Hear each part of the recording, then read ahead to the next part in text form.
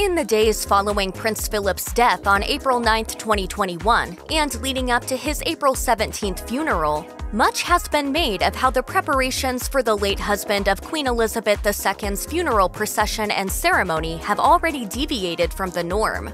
Specifically, media outlets have focused on two categories: changes made to the Windsor Mountbatten Patriarch's funeral ceremony due to restrictions imposed by the ongoing coronavirus, and changes made to honor Prince Philip's legacy. And as can be expected, people have begun comparing the upcoming ceremony to the most striking and somber royal funeral of the late 20th century, that of Diana, Princess of Wales. Her September 6, 1997 funeral was truly a worldwide event, with live television broadcasts in practically every country. As viewers remember, Princess Diana had a closed casket. What was the reason behind that decision? Despite the fact that Princess Diana had divorced Prince Charles a year prior to her death in 1997, which resulted in her technically losing the title of princess, she was still allowed a ceremonial funeral, which is typically reserved for members of the royal family. While the decision to have Diana's coffin be closed might have been influenced by British tradition,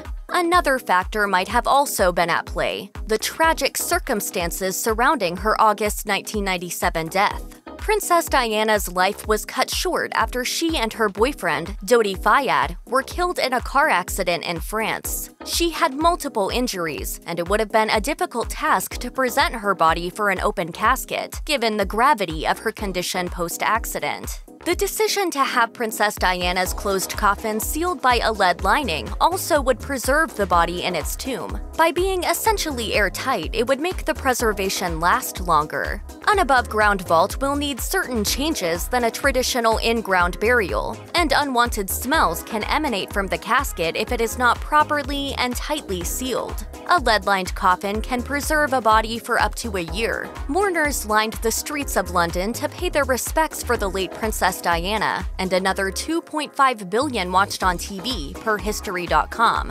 In 1997, that was almost half the world's population. Many celebrities, fashion designers, and politicians were also in attendance at Diana's funeral. At the funeral, Princess Diana's close personal friend Elton John played his own version of Candle in the Wind, a song from 1973 that was originally written for Marilyn Monroe after she died.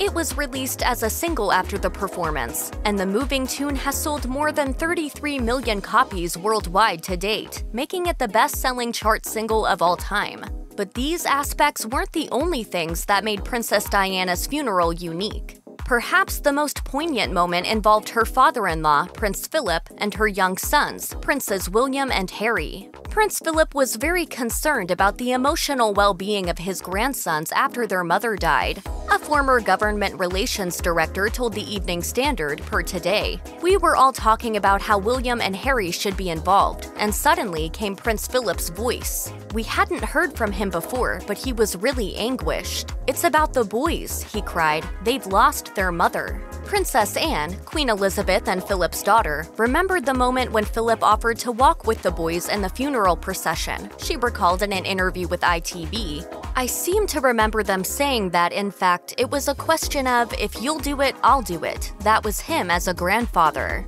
Philip famously joined Prince William, then 15, Prince Harry, then 12, Prince Charles, and Princess Diana's brother, Earl Spencer, on the walk from Kensington Palace to Westminster Abbey.